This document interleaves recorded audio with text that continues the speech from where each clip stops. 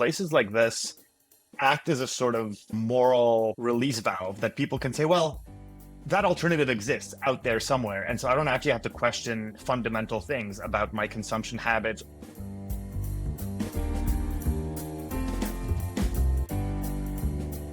Welcome to the Hen Report from our hen house. I'm Jasmin Singer. I'm Mariann Sullivan. And we're so excited about today. We're going to introduce our guest in just a moment. Just for those of you who are just tuning in on YouTube, thanks for being with us now that we're on YouTube. As a reminder, the Our Hen House podcasts are like a whole world of podcasts now. Rising Anxieties comes out on Tuesdays. The Hen Report comes out on Thursdays. That's this. The long form interview comes out on Fridays, and bonus content for our flock members comes out on Mondays. So as I just said, we're a podcast and we're on YouTube. So subscribe and hit like wherever you listen. I want to introduce our guest today because you already know him if you are a regular Our Hen House listener. Jan Dutkiewicz is joining us once again to talk about Sonoma County, and the New York Times, and a few other things as well, hopefully. He is a professor of political science at Pratt Institute in Brooklyn and co-author of the forthcoming Feed the People, Why Industrial Food is Good and How to Make It Even Better, a book that Mariann won't stop talking about. I'm excited about it too, but Mariann is like, yeah, I'm super. She won't stop. This is exactly the book that needs to be written right now. So I really hope you've done a good job. And it is available for pre-order, and we are going to put a pre-order link on the show notes for this. And I know I make this point a lot, but as an author, I will say that even if you're not an Amazon person, which I'm not, I try to not use Amazon. All right. Getting things on Amazon for authors is helpful, or at the very least, leaving reviews for them on Amazon is also fabulous. So anyway, all of that said, welcome back to our hen house, Jan. Thank you. It's great to be here, and I appreciate the plug for the book too. Congrats on that. When does it officially come out? It comes out on February 17th. Wow, you're getting there. You're getting into like the third trimester or something. I don't know how that works. Yeah, exactly. But how are you excited about it? I am very excited. Look, I think I don't want to hijack this to be about the book, but I just think that, or Gabriel Rosenberg, my co-author, and I, we just really thought that the conversation about food needed grounding in real food system analysis and really thinking about problems and solutions at scale, right? Really parsing what works and what doesn't about the contemporary food system, rather than working with some utopian ideas of, scrapping the whole thing and starting again. And so that's what we've tried to do. And we actually spent some time in Sonoma reporting, and I'm sure we'll get to that. Yeah, I mean, actually, talking about the book, which I don't mind at all, even if it was a totally different topic, it's sort of the same topic as is involved in the many, many things that are wrong with this stupid New York Times article. So maybe we can start there, but also bring in the book whenever you want to, because I want to hear about it as much as possible. And it is the counterpoint. It's like, well, maybe we should have a food system that is grounded in reality instead of in some nonsensical fantasy. So can you just wait. I want to just say, will you come back? I want you to say this on the air so that we have record of it. Will you come back when the book comes out so that we could discuss the book at length? Yeah, I'd be honored. I'd love to. Okay, good. Now that you've said that, Mariann, you can continue. Yeah, I would like to stick you with you the summary. Like, can you, for those people who haven't read this article, I think almost everybody listening is pretty familiar with DXE. And the work they've done in California, not everything. And this article does talk about that, but in I'll let you do it. Can you just kind of summarize what this article was about? And of course, it was probably instigated by the fact that Zoe Rosenberg's trial is coming up. And of course, she has been on the podcast as well. I mean, I think it's fair to say that the trial is the reason the article was written. And the way the article is framed is something like this.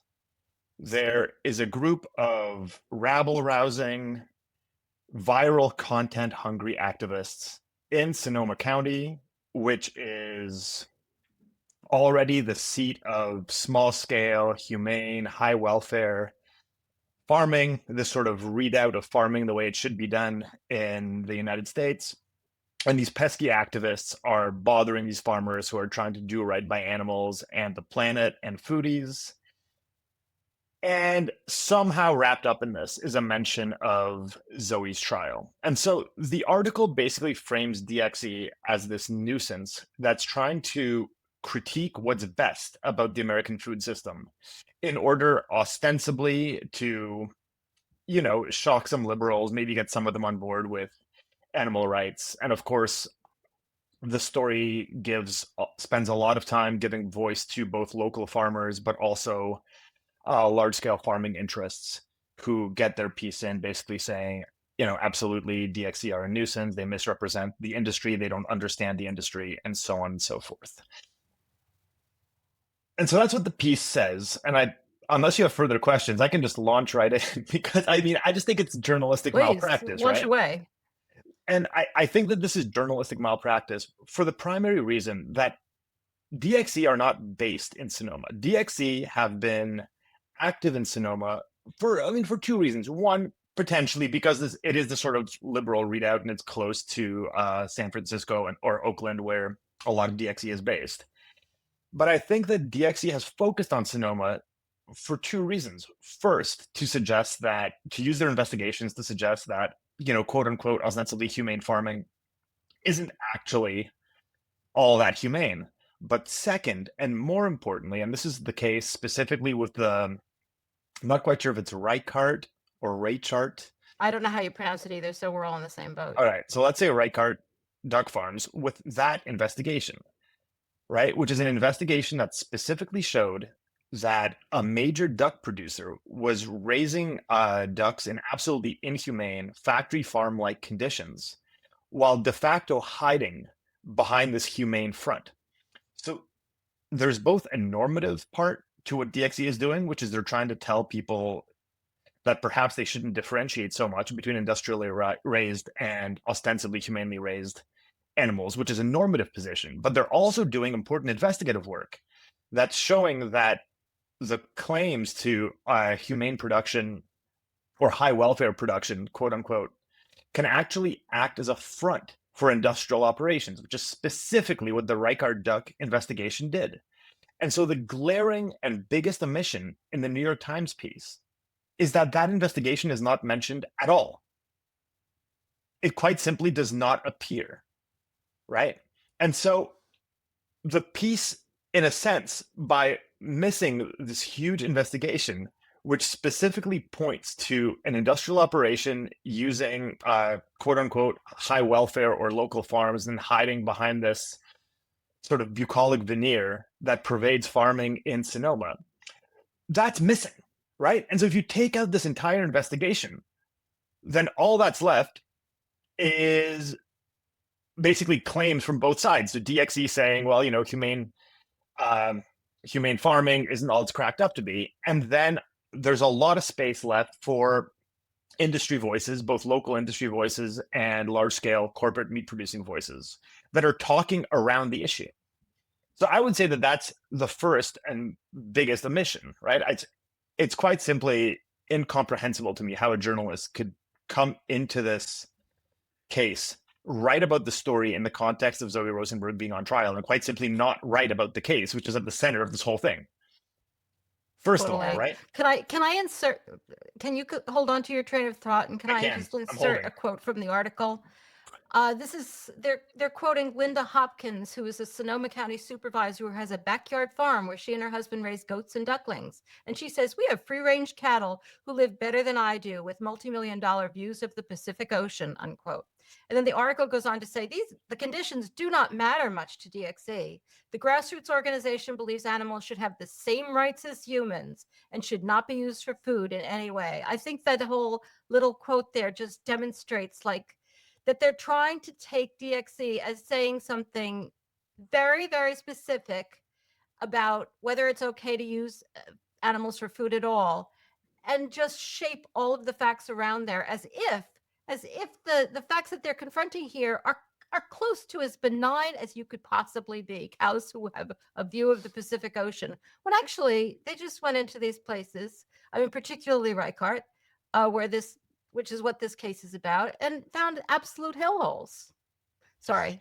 Yeah, no, absolutely. And so the second thing I was going to say is that I think the journalist goes into this with this very, Michael Pollan-esque idea Of that course, what's of happening in course. Sonoma is already good and should be taken at face value because it is this sort of American pastoral ideal, right? Of people, with free range animals, with views of the ocean, whom they love very much. And these people are seen as sort of this paragon of farming, right? And this has very much been the line in foodie writing going all the way back to Wendell Berry. It pervades Michael Pollan's writing, it pervades Bittman's writing, it pervades foodie thought about these issues. And so that is uncritically accepted by the author, right? So for instance, in the piece you quoted, that juxtaposition implies that DXE is going after individual small scale farmers trying to, harass them out of raising their animals, which is specifically not the case. DXE is going after large operations who are like Reichart, who are basically using this bucolic Pollan-esque vision and its appeal to hide low welfare industrial operations. Only the reader wouldn't know that because it's not in the story. And because that's exactly what the reader wants to believe. Because that's exactly what the reader wants to hear. Exactly, right? Yeah. I mean, this harkens back to the New York Times, that essay contest they had about write a justification for ethical meat eating. Oh God, that was a long. That was a long time ago. I remember it. Yeah. But it immediately made we did a counter to that immediately. Yeah, and our hen house at the time, we did a counter contest where we had people. God, I forgot that. Yeah, 20 years ago. And talk about why it's unethical. And by the way, speaking of things that make us insane, the author Sumya Karlamangla was very active in the comment section, which I never read the comments. Like, I don't know what possessed me to read it, but I was so mad about this article that I started reading it, and I noticed that she was very, very thoughtfully engaging with, at the time I looked, with nearly every single comment. She was responding with thoughts and, further, comments and whatnot. And so I wrote a comment, and it was in response to her saying that certainly since reporting on this, quote unquote, she has given a lot more thought to how her food arrives to her plate. And she mentioned truck drivers and farm workers and grocery store staff. She also mentioned whether it was local or not. And I sent a comment, and I was really polite, like extremely polite, way too polite in it. And I said, thanks for covering the story. And you mentioned so many of the individuals who are part of getting your lunch to the plate, etc. I'm genuinely curious why you didn't mention the absent referent, as Carol Adams would call it, the animals themselves, right? And I'm asking because it seems like the animals' bodies are central to your meal. And after deep diving in a story like this, do you see this as a relevant factor? And she didn't reply, which is a glaring omission because she replied to every single other comment at that time and in that section. And I'm not trying to hijack this conversation, but I'm telling this story to kind of underscore the fact that, like, her bias is showing big time. I mean, I recognize, like, this reminds me so much of Jan. I used to be the senior editor at Veg News, and like many, many years ago, when I was just a writer at Veg News, there was a story about whether or not to have kids. And it was written by someone who had kids, who had birthed kids. And, like, obviously you're going to deal with someone writing that story who either has kids or doesn't have kids, but there are responsible ways of going about writing a story like that, including by talking to people who decided for whatever reason not to. But obviously, like, the end of that article was about why it's important to have them. And this is supposed to be actual journalism, not like a lifestyle magazine. I am horrified by this article. Thanks for coming to my TED Talk. Do you think this is part of the whole? I mean, this goes so far back into the whole, abolition versus welfare kind of debate within the movement, and which I think has in many ways been resolved for a lot of activists. Well, not resolved, but they've come to terms with the fact that these positions don't have to be in opposition to each other. Which they were portrayed as that in a lot of ways. But this article, I think, tries to use people's veganism, their belief that animals should not be used for any reason, shouldn't be killed, even if it is humane, against them, to portray them as extremists and ignore the very facts of what's going on in this particular case. So veganism becomes like, once again, veganism becomes proof that you can't think straight about animals.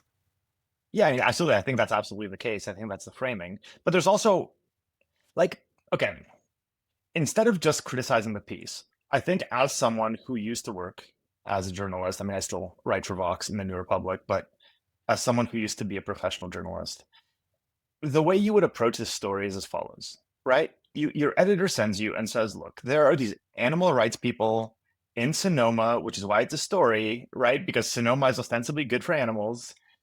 Go figure out what it's about. And so you'd ask the basic sort of who, what, where question, right? So who is Zoe Rosenberg? Okay, she's part of DXE. What does DXE do? Well, you'd talk to some DXE people, you'd read some material about them to find out what their positions are. Then you'd find out, okay, they're abolitionists. What does that mean? You'd explain to your readers what this position is. You'd in fact explain the difference between welfarism and abolitionism. And then you'd say, well, DXE falls perhaps mostly on the abolitionist side. And so therefore, they critique animal agriculture in general. What means do they use to do this? Well, they use investigations and open rescue. They also do this in Sonoma, which is this readout of, sort of bucolic, back to the land, regenerative, blah, blah, blah farming, right? You'd explain what that is. And then you would focus on the biggest case, which is Reichardt, which sort of collapses the distinction between the two. And then you could get a reaction from the industry. Then you could get a reaction from local people who say, oh, like I find these vegans annoying. But at least now you've done the due diligence of telling the story, right? Which is telling the normative position of DXE, but also explaining their tactics, but also focusing on the primary case. And then you can do the local color, right? Like you can go to the local people who have their goats who look at the ocean, who are never targeted by DXE, and get a word in from them. That's how one should approach the story, but none of this appears, right? And so, yeah, so you're absolutely right. Vegans are treated as these extremists who are unwilling to accept that the people of Sonoma already do everything and more, that, they give their animals these $1 million views, and so the reader is left with, a negative view of vegans, a negative view of DXE, and little to no understanding of why there is a court case and why the young woman who is pictured in the story is wearing an ankle monitor and is going to trial, right? And so it's a complete failure. And so you actually, Jasmin, you said that this person's written a deep dive, but I don't think they've written a deep dive at all, right? In fact, they've sort of parachuted in, they've skipped along the surface like a stone and skipped back out to wherever they're based, which I think in this case is San Francisco, not having done any service to the reader because they haven't actually informed the reader about what's happening. Never mind their normative position. This person could be a committed mediator, and that's fine. It's not their duty to have a normative position as a journalist, but it's their duty to do good work as a journalist to inform their audience. And which is why I think this series of omissions in this article is absolutely inexcusable. Like, I have no idea how this got past an editor. Are you writing an op-ed? Did you submit an op-ed for this by any chance? I did not. No, I have to. I'm in the middle of the semester. I'm teaching and I'm working on my book. I don't know. I know. I'm like, can you do something about it? Can you fix this? Can you fix this?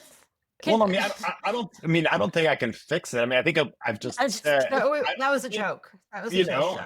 But I would love. I mean, yeah. If someone's watching, like, I would love to write an anatomy of what this story should look like.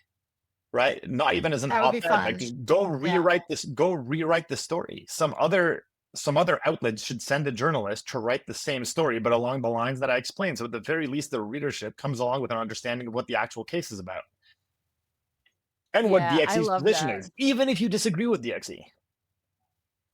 Yeah, I'm there for that. Yeah. And also, yeah, I realize you're a bit, like, just a little bit busy these days. I just think that your background and CV would qualify you to get be the first op-ed there on the New York Times page, and really good promotion for your book, your forthcoming book. All right, But I digress. I'll think about it. Put it on your to-do I'll list. think about it. I'll think about Thank it. you. All right, can I I'll take take that. another? Can I take another quote from this article, just for people who haven't read it and who do not understand how completely infuriating it really is? These are the actions of a new generation of radical activists, literate in the viral culture of social media and driven by the same goals as predecessors who sprayed fur coats with red paint in the 1980s. Wow, we're never going to escape our way. Organized by the group Direct Action Everywhere, they are seeking to end animal agriculture worldwide by breaking into farms and filming what they say are ill and abused hens, cows, and other livestock. I mean, there are videos, so we could, take it.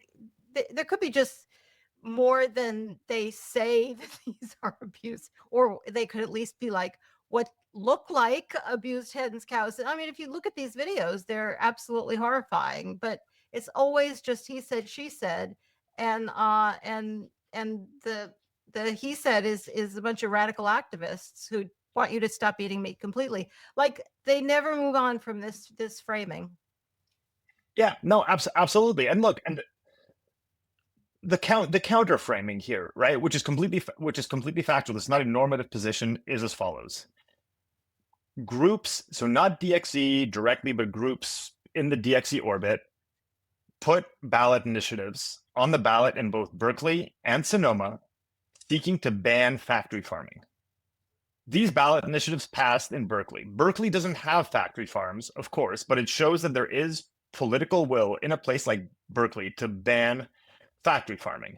If Sonoma actually believed in these principles of very humane, high welfare farming, why did the residents of Sonoma vote against a ballot initiative banning factory farming? Shouldn't Sonoma have been the first place, if they truly lived by these principles, to vote in favor of banning factory farms, so they could actually point to the fact that they've banned factory farms and only do, humane, regenerative, or what have you, agriculture? No.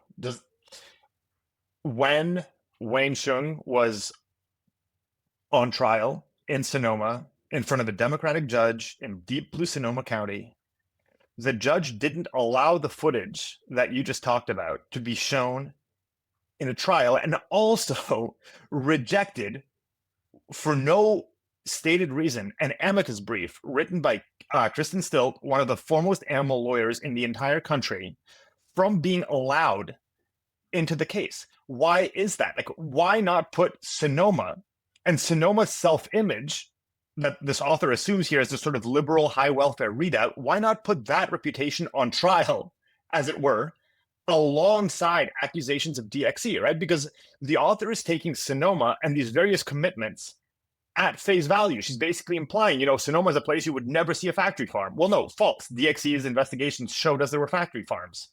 She says people in Sonoma hate the idea of factory farming. No, false. Given a clear democratic choice to ban factory farms, they opted to keep them. Right? Like, that's the story of Sonoma. The story of Sonoma is of a story that people in a place like that tell themselves about themselves and sell to the outside world, but they're talking the talk really loudly, but they're not walking the walk. Sonoma isn't the place that just has small scale farms. Quite the opposite. To read that article and read the quotes, if this fictional reporter were able to get any of people's explanations for why they voted against. I mean, I would love to know why, not the people who own the companies, but why other people in Sonoma thought this was wrong to turn Sonoma into a place where it actually does what it already purports to do. I mean, I would be fascinated to hear people's explanations for why they voted that down. Yeah, me too. That would be an interesting article to read. What do you think? Can I just put in a plug for myself at the moment, like an ad for myself? Always. I wrote a law review article partially on that Sonoma case and also on the Utah case, which had to do with, and when you mentioned Kristen's really great amicus brief, it all had to do, and this is what the article was about, with whether the jury should be allowed to hear the necessity defense, which is basically, a kind of lesser of two evils defense, which is the obvious common sense defense that is, used in the law either as a practical matter or as a legal matter all the time, which if you do something that would be illegal if you didn't have a good reason, it's not illegal if you have a really good reason that outweighs the harm that would be done by committing the crime. Like if you run into a burning building and pass a no trespassing sign to save a child or a dog or whatever, it's not a crime. I mean, this is really basic defense in the law, and they refused to let the jury know that that was a defense, that you could take that into account. It's insane. I mean, it is, and especially because it happened in Sonoma, which is why I think this whole idea of the story Sonoma tells itself about itself and tells the world about itself is so important in the story, right? Because in Utah, I mean, this is a ruby red part of Utah, in Utah, which is a red state. And it went to a jury, right? And the jury found for DXE, seeing the evidence at hand. Yeah. A jury in Sonoma was not allowed to see that evidence. Yeah, or the similar evidence. Right.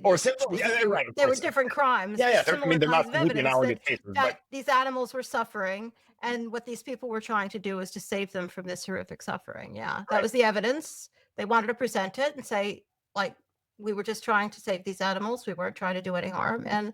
And yeah, when the jury saw it in Utah, they were acquitted. When the jury when they did the trial in Sonoma, they said, no, we can't allow a jury to see that. That would be crazy. So what do you think, as we start to kind of wrap this up, can I just, yes, you can ask your question first, but before we leave, I do want to make sure, because I said in the beginning that this, I thought this case was about the same issues as in your book. And I would just like to hear Jan's position on that, since I haven't actually read his book. So yeah, that's fine. But let me just ask you something before we get to that. What do you think the best possible outcome from this article that already exists is or could be? What do you think that the worst possible outcome of this article existing could be?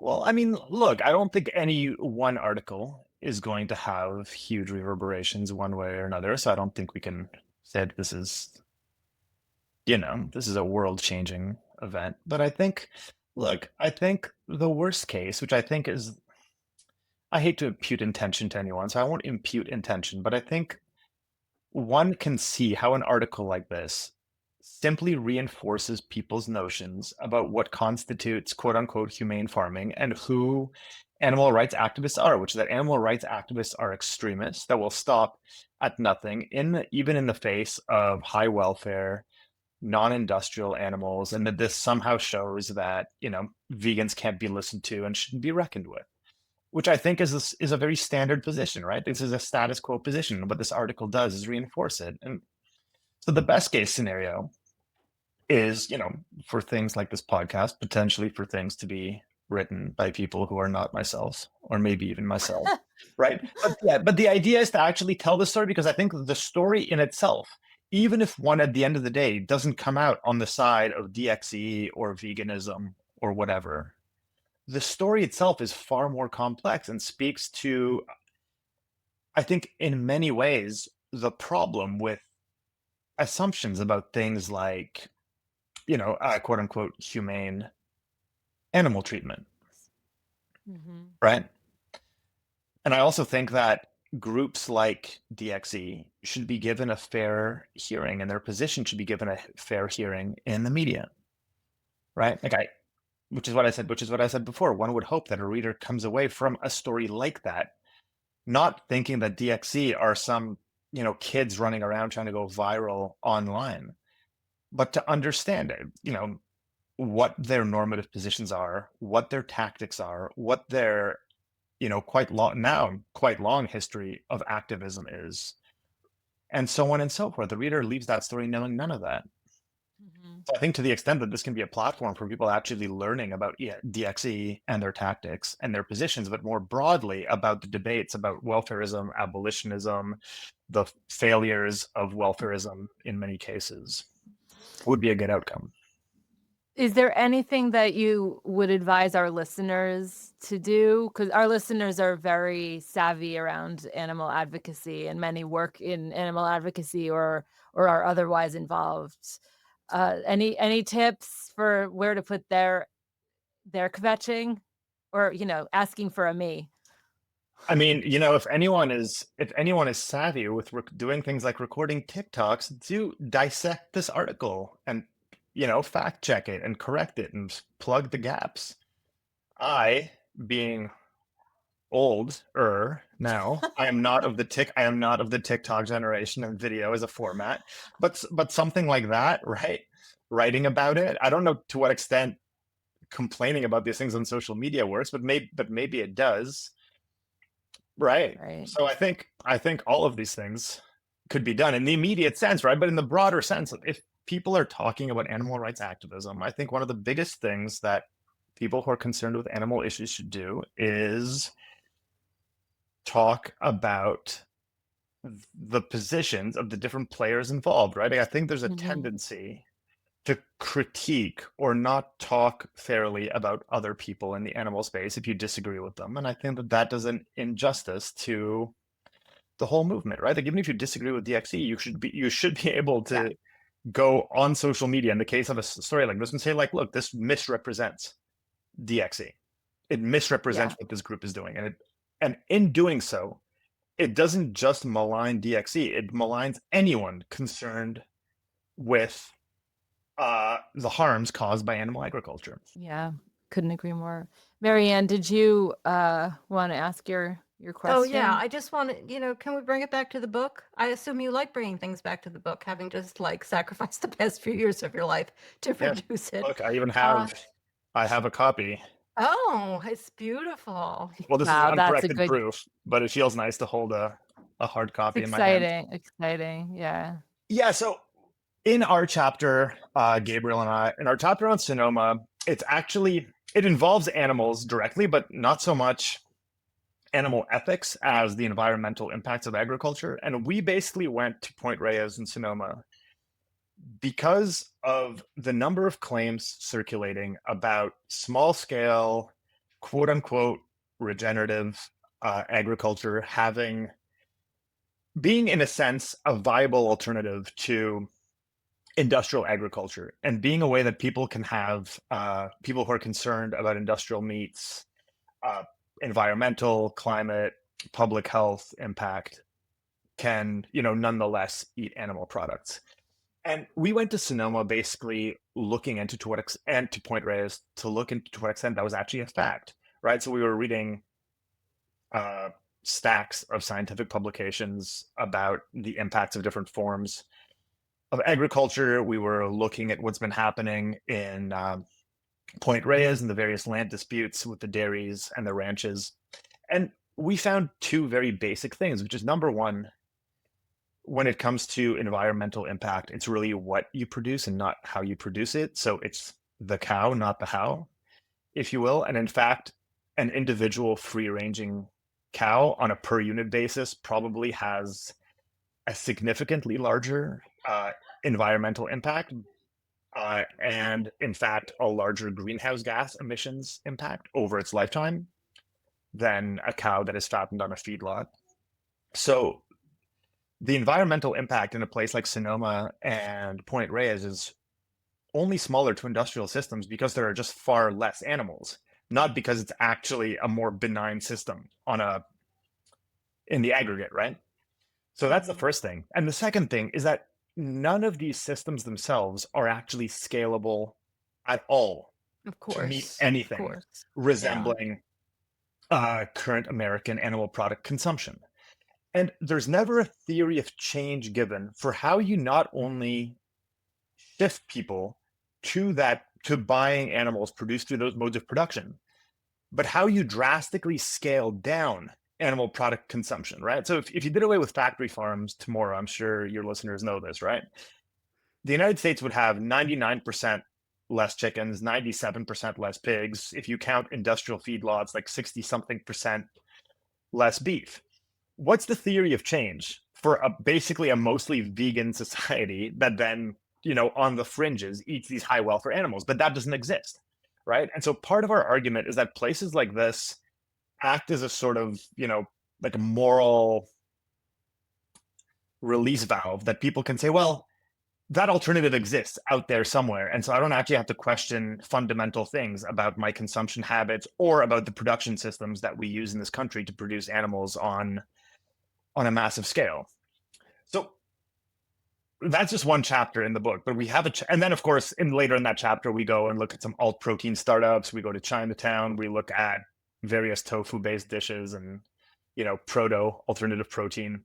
But in that chapter, we basically try to get at the question of what forms of food production have the lowest environmental impact. And our reporting basically bears out the growing scientific consensus that really, if we're talking about having a food system that stays within planetary limits, it has to be far more plant-based, and it has to be far more plant-based at a large scale to have a large impact. So in a sense, systems like Sonoma's are the worst of both worlds, right? So on a per unit basis, they're more impactful and they're inherently not scalable. So they're not actually a viable food system solution at scale at all. Of course, yeah, of course. This is such an important message. It is unbelievable that people don't think this through, that of course we can't do that. Does they have any idea how many people there are? Like it's just such irrational thinking. We recently interviewed Will Potter about his new book, Little Red Barns. I don't know whether you're familiar with it.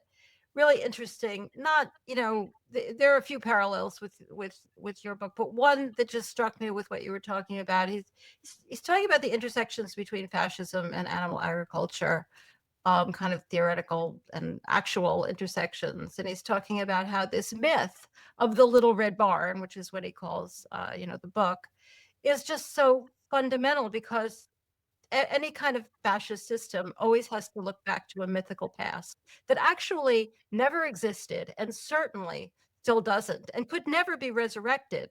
But it's this myth that they can use to keep people tied into, I don't know, the current reality, just thinking about the wrong thing all the time. I mean, a very different book from yours, but also similar in that respect, that like everybody is trying to think of a way to wake people up to this reality.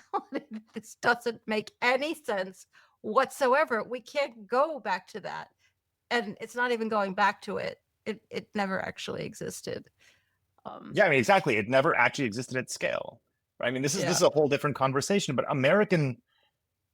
the earliest American farmers were already tied into global circuits of commodity circulations, were already producing food for urban markets in the large urban centers of the East Coast, right? Like, we never lived in a moment of small scale, self-sufficient farmers who were somehow cared about animal welfare and environmental stewardship. Like that whole Aldo Leopold land ethic sort of Michael Pollan, et cetera, myth. Like, it's a myth, as he just said. It's a myth. It never existed, and it's just an idea people want to, I think, hold on to think of farming and agriculture as this noble and benign thing.